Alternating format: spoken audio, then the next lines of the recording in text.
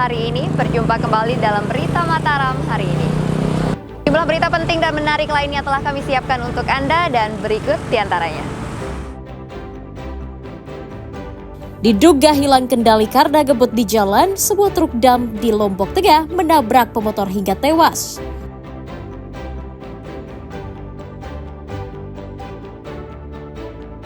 Diduga menjadi pengedar narkoba, seorang pemuda di Bima diringkus polisi.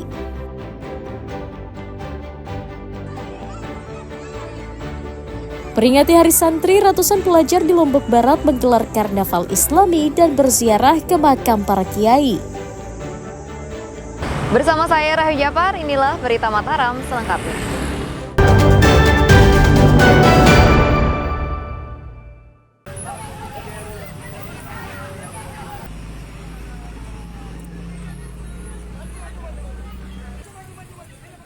Sebuah truk dam menabrak sebuah sepeda motor di Jalan Raya Desa Jurang Jaler, Kecamatan Praia Tengah, Kabupaten Lombok Tengah pada Rabu siang.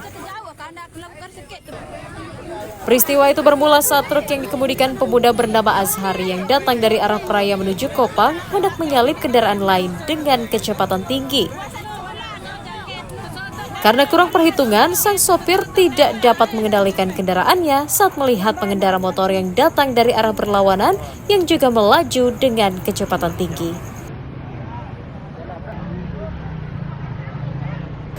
Akibatnya tabrakan tidak terhindarkan yang menyebabkan pemotor bernama Marni yang berboncengan dengan anaknya bernama Armian Syah terpental dan sempat terseret ke selokan. Kerasnya benturan membuat pemotor dan anaknya tewas di lokasi sebelum sempat dirujuk ke rumah sakit.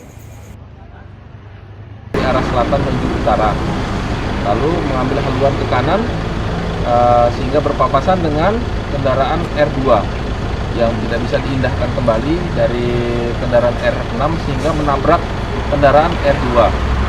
Untuk korban langsung meninggal di tempat antara anak dan ibu. Dua-duanya nih? Dua-duanya. Saat ini truk dam dan sopir telah ditahan di Mapolres untuk penyelidikan lebih lanjut dalam kecelakaan maut tersebut. Dugaan sementara sang sopir mengantuk dan belum mahir mengemudi sehingga tidak dapat mengendalikan kendaraannya di jalan raya. Lukmanul Hakim dan Riyadi Sulhi melaporkan dari Kabupaten Lombok Tengah.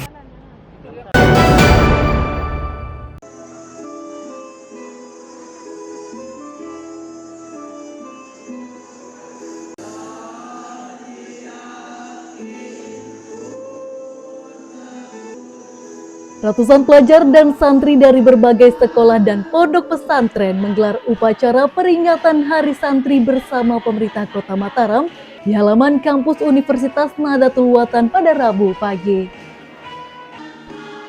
Para peserta perayaan hadir dengan menggunakan baju putih dan sarung yang menjadi ciri khas santri nasional.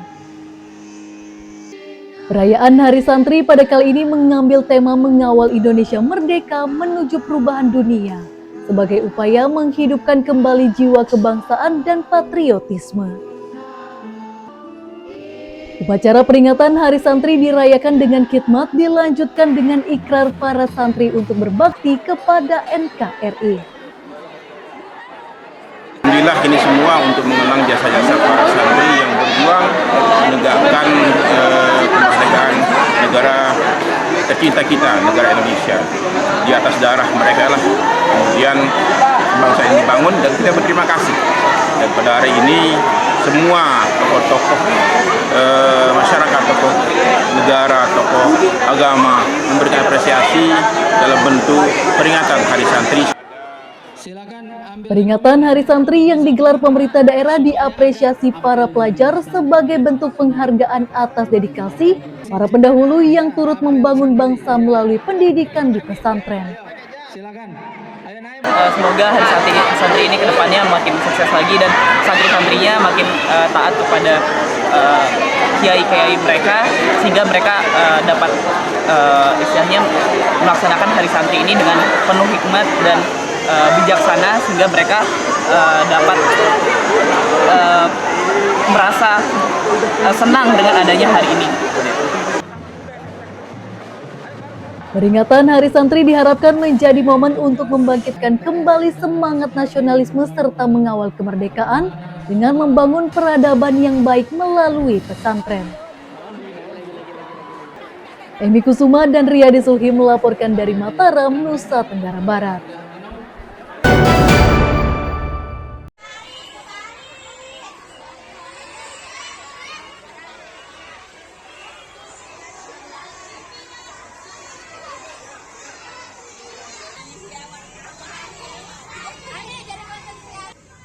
Perayaan Hari Santri juga dirayakan penuh kemeriahan oleh para pelajar madrasah di Kecamatan Kediri, Kabupaten Lombok Barat yang menggelar pawai Islami pada Rabu pagi.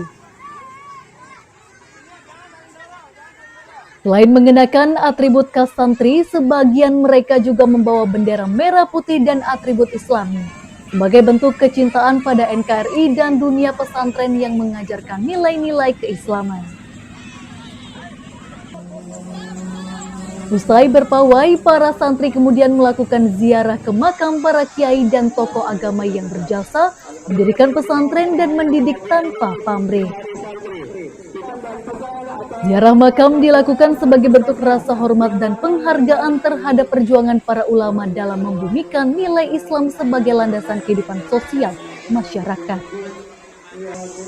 Kegiatan itu juga menjadi ajang untuk menanamkan nilai-nilai cinta tanah air serta jiwa kedisiplinan dan semangat juang yang diwariskan para pendahulu.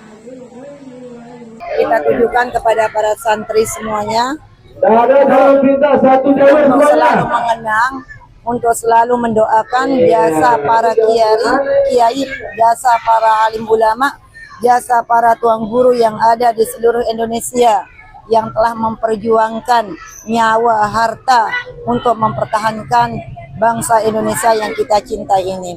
Apa saja diminta sama gurunya? Itu zikir, terus berdoa sama-sama, terus kita doa sama-sama, terus kita ya keliling dari madrasah ke kuburan. Peringatan Hari Santri Nasional diharapkan dapat menumbuhkan rasa bangga menjadi santri, sekaligus mengingatkan peran besar santri dalam mengisi kemerdekaan. Hairul Amri dan Riyadi Sulhi melaporkan dari Kabupaten Lombok Barat.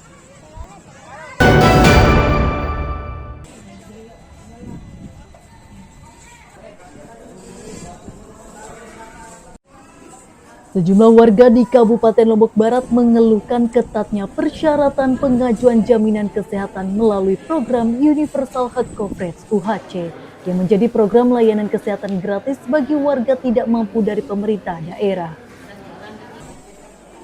Warga mengaku harus melalui proses rumit dan panjang saat mengklaim jaminan kesehatan tersebut.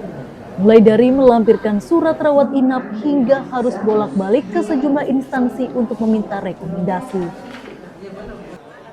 Sebagian warga juga menyayangkan langkah verifikasi yang dilakukan pemerintah yang memblokir kartu BPJS mereka tanpa adanya konfirmasi atau pengecekan di lapangan.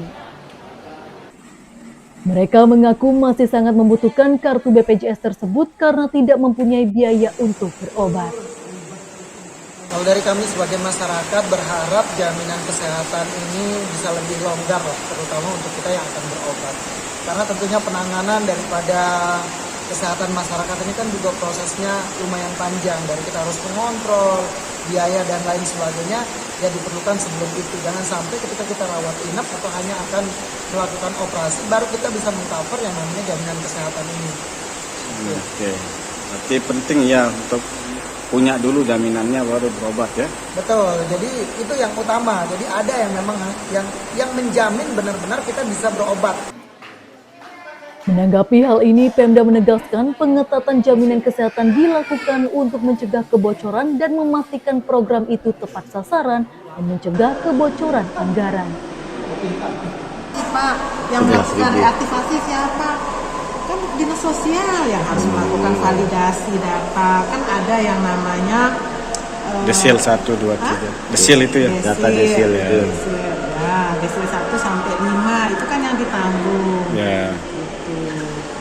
Oke. Itulah yang harus sekarang cepat dinas sosial itu melakukan validasi supaya yang masuk ini yang 11.000 ini bisa diambil kuota itu untuk reaktivasi. Oke. Sehingga tidak mengambil jatah IKC tadi, Pak. Selain menjamin warga kurang mampu mendapatkan layanan kesehatan gratis, Pemda juga memberi kesempatan kepada 11.000 warga kurang mampu untuk melakukan aktivasi ulang atau mengajukan permohonan ulang kepesertaan BPJS mereka ke pemerintah pusat. Harul Amri dan Riyadi Sulhi melaporkan dari Kabupaten Lombok Barat.